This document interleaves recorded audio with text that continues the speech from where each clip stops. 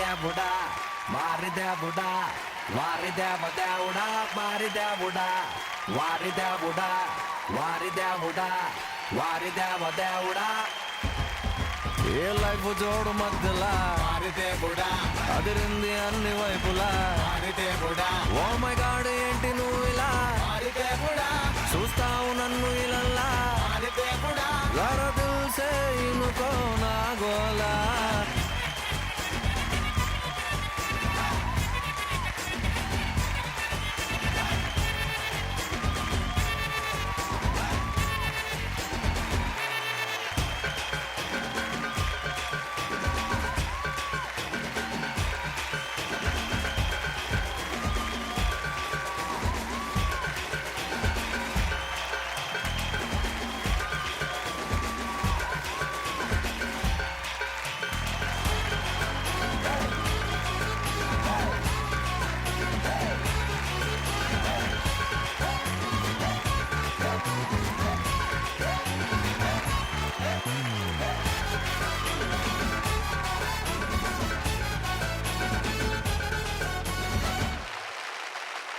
అమ్మా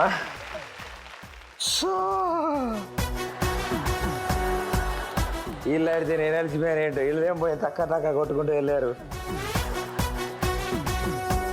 ఆ చివరికి వెళ్ళి గాలిలో వెళ్ళా అంటాడు ఈయన కాలు.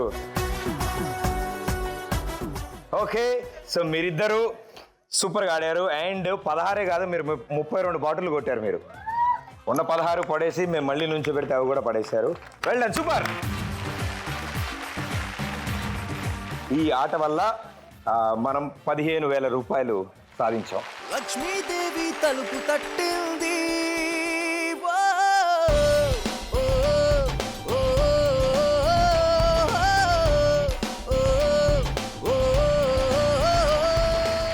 మొదటి ప్రయత్నం 15,000 రూపాయలు వచ్చాయి.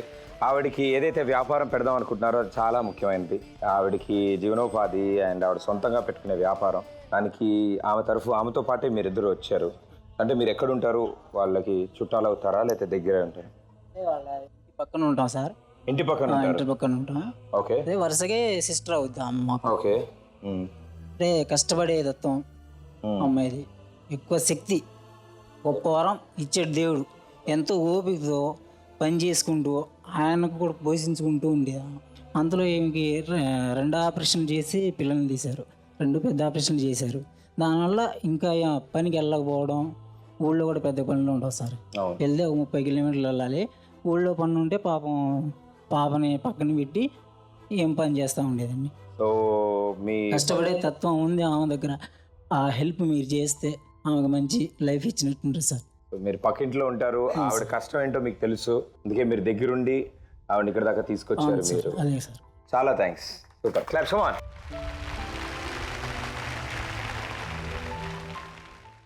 వాళ్ళిద్దరికీ ఇల్లు కట్టడం కోసం అయ్యే ఖర్చు అండ్ దానికోసం మీరు చేసే ప్రయత్నం, అందులో మొదటి ప్రయత్నం ఇప్పుడే పూర్తయింది. 25,000 రూపాయల దాకా వాళ్ళకి అందాయి. ఇంకా ప్రయత్నాలు మనం చేయాలి. కానీ దానికంటే ముందు ఇప్పుడున్న పరిస్థితికి, అంటే మీరు ఫస్ట్ నుంచి అదే పని చేసేవాళ్ళ లేదా ఇది ఇంకేమైనా పని చేయడం మొదలుపెట్టారా? ఫస్ట్ నుంచి అదే వృత్తి అండి. ఎన్నాళ్ళు పని చేశారు అలా మీరు? మా నాన్నగారు ఉన్నంత వరకు చేసేవాళ్ళండి. తర్వాత మా నాన్నగారు పోయిన కాడి నుంచి ఏదో మధ్యన ఇలా వేసిందండి. కాలు యాక్సిడెంట్ అయ్యాక వర్క్ కూడా తగ్గిపోయిందండి. అంటే రోజుకి ఎంత వస్తుందండి? అంత ఒక 100 రూపాయలు వచ్చేదండి అంతే. అంటే మీరు ఇప్పుడు పనికి బయటికి వెళ్ళినప్పుడు మరి ఆవిడని ఎలా ఎవరు చూసుకుంటారు? నేనే తీసుకుని వెళ్ళివ్వండి. మీతో పాటు తీసుకెళ్లే వాళ్ళ? నేనే తీసుకెళ్ళివ్వండి.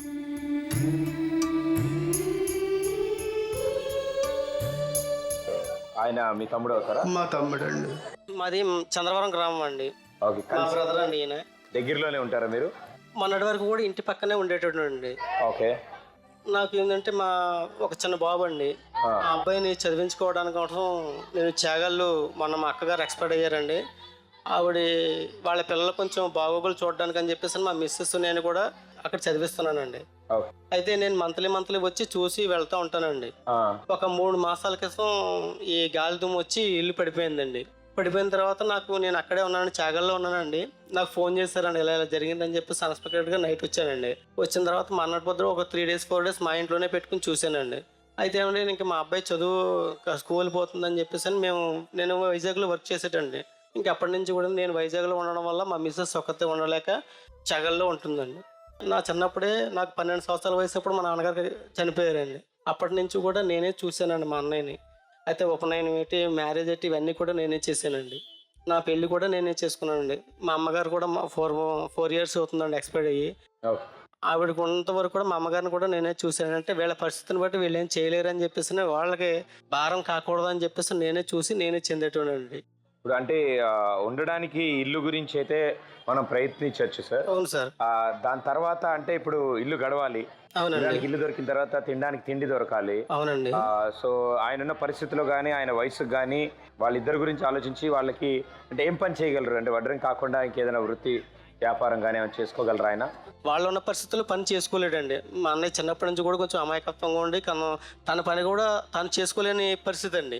దాని మీద ఏంటంటే సార్ ఏదైనా చిన్న వ్యాపారం పెట్టుకునేదంటే ఏదో తనకి ఏ టీ షాప్ అనో లేకపోతే ఒక కిల్లి కొట్టనో ఏదో పెట్టుకుంటే తను మిస్సెస్ని వాళ్ళని పోషించుకొని బతుకుదాన్ని ఆశిస్తున్నాడండి.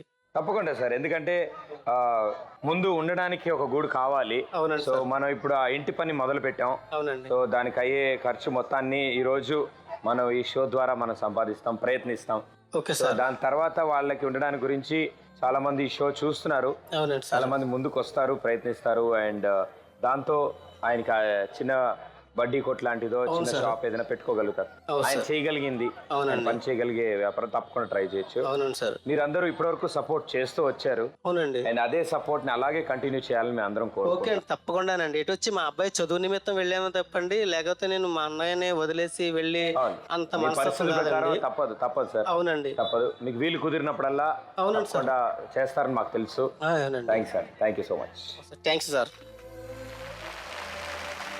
సో ఈరోజు లక్ష్మీదేవి తలుపు తట్టింది కార్యక్రమం ద్వారా వెంకటనారాయణ గారు అనుకున్నట్టు ఆయన ఉన్న స్థలంలో వాళ్ళకంటూ ఒక 2 గదులైనా కట్టుకునేలాగా ఒక ఇల్లును తయారు చేసి ఇవ్వాలనేది మన అందరం అనుకున్నాం.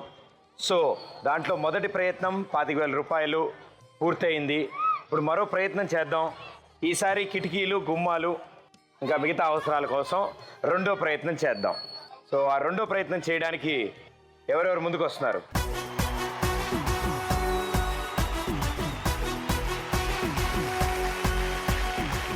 ఓకే, సో మీ పేరు? My name is Chiranjeevi. Chiranjeevi గారు ఏం చదువుతున్నారు? Degree second year. ఇక్కడ రాజమండ్రి, ఆంధ్ర యూనివర్సిటీ. మీరు? My name is Swaroop. నేను ఇంటర్ సెకండ్ ఇయర్ చదువుతున్నాను, MPC group, junior college Kovvur. Okay, so వీళ్ళ పరిస్థితి చూసారు, మీరేమైనా చెప్దాం అనుకుంటున్నారా? సార్, పోలియో అనేది వచ్చిందంటే అది తగ్గేది కాదు. మీరు కూడా పోలియో ఉన్నవాడిని చేసుకుని చాలా మంచి పని చేశారు. అంటే ఒక ఆవిడ కొంతమంది చేసుకోరు అంటారు, కానీ మీరు చేసుకుని ఇంకోళ్ళకి ఆదర్శంగా నిలిచారు. మీ వర్షానికి మీ ఇల్లు కూలిపోయిందని చెప్పారు ఇక్కడ ప్రదీప్ అన్నయ్య. ఆ ఇల్లు మళ్ళీ కట్టుకోవడానికి మేము హెల్ప్ చేస్తాం, ఈ జీ తెలుగు ద్వారా మేము చెప్తున్నాం. పశ్చిమ గోదావరి జిల్లాకి చెందిన ప్రశాంత్ బాబు అనే వ్యక్తి పెళ్ళైన 3 నెలలకే దురదృష్టవశాత్తు ఆయనకి యాక్సిడెంట్ అవ్వడం జరిగింది. ఆయన కాలు విరిగిపోవడంతో డాక్టర్లు రాడ్ వేసి ఆ కాలుని బాగు చేసే ప్రయత్నం చేశారు.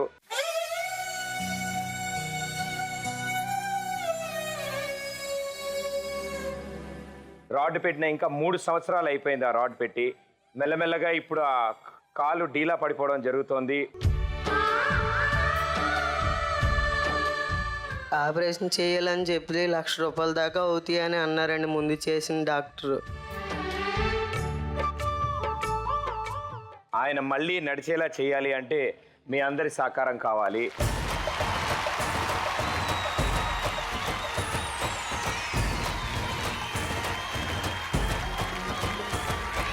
ఆపరేషన్ చేసిన తర్వాత కూడా మేమేం గ్యారంటీగా ఇవ్వలేమమ్మా అని చెప్పారండి. జరిగింది ఓ ప్రమాదం, ఏముంది నీ ప్రమేయం, దేహానికైన గాయం ఏ మందుతోను మాయం.